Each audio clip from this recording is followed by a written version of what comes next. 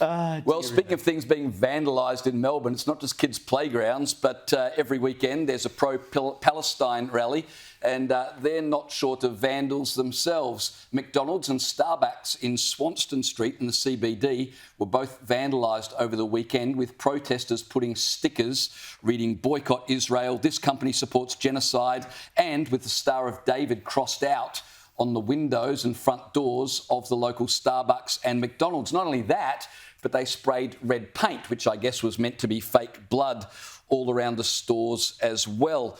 The Daily Telegraph reported protesters who vandalised Starbucks and McDonald's stores in Melbourne during a large pro-Palestine demonstration have been described as homegrown extremists. Starbucks outlets closed yesterday because of safety reasons, worried that they would be attacked by more protesters.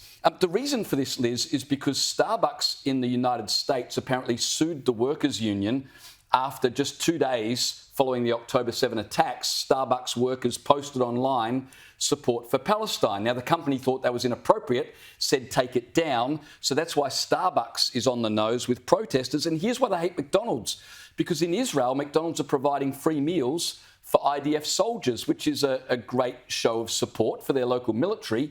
But apparently, if you're an Aussie, you are objecting to Israeli McDonald's providing meals for their own soldiers. Well, I dare say that most of the people doing this vandalism don't know half of what you just said. There is a massive movement going around amongst these circles that simply say, boycott Starbucks, boycott Macca's. We've seen this across the states as well. Yeah. Then there was the famous case of that absolute reject who'd literally bought a pile of mice, spray painted them in the Palestinian flag colours and threw them into a Macca's on his way past while screaming out some sort of obscenities, like the people in that McDonald's running it or the customers at the time had a thing to do with a war in the Middle East. But that's what we're dealing with here now. And we are dealing with people who, like I say, I don't think even know what you're talking about and why those companies are being targeted for boycott. These are just mindless foot soldiers.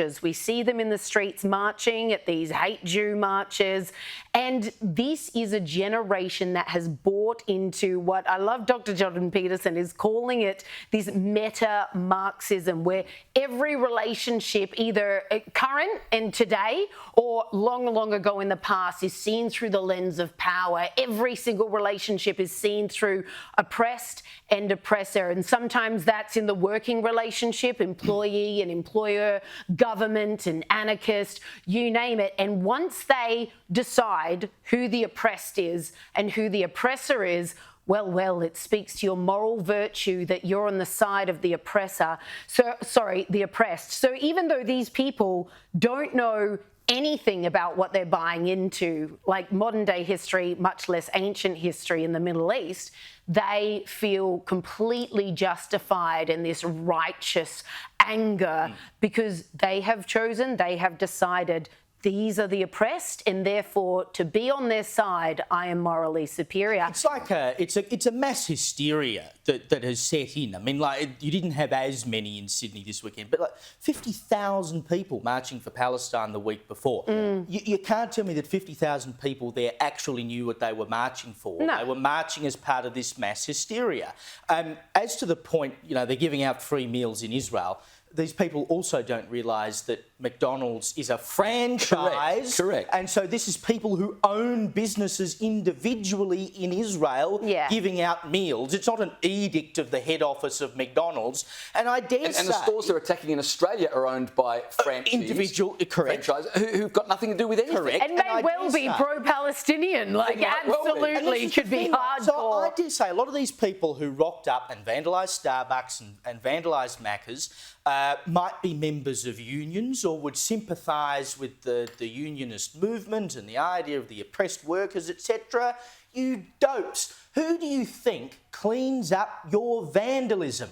Minimum wage, largely underage workers who have better things to be doing. You are just creating work for people who do not want to be cleaning up after you. You are making the lives of minimum wage workers hell just so you can make your point. It's the same as every time they throw a can of soup at an artwork or some vegan dope goes into a supermarket and starts pouring all the milk all over the floor. Who do you think's mopping that up? Yeah. Someone who may well be sympathetic to your cause, who you've just pissed off, who's now like, no, I'm not having a bar of So that's the illogical side of it, right? But it's also just evil.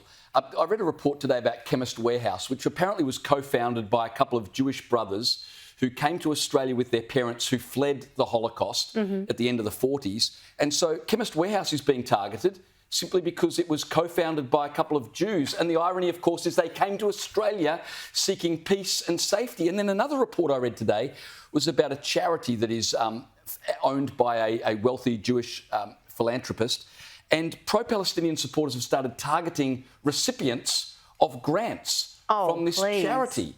They've got nothing to do with anything to do with this conflict, but all because the charity owner happened to be a Jewish person. That's just evil. It's unbelievable, but I even while you're describing these, I can't keep the smile off my face, not because it's funny, but because I'm remembering a video which a group of Jewish people made very recently, actually, and they were all like, do you want to know how you can boycott Israel? And they systematically go through, and it's everything. You can no longer send emails. You can no longer receive emails. Those text messages, Israelis manufactured that because, of course, they are a country of such entrepreneurial giftings. It is insane. So this whole thing was basically a mockery. Like, if you want to boycott Israel, no more of this, no more of that. You can forget about such and such.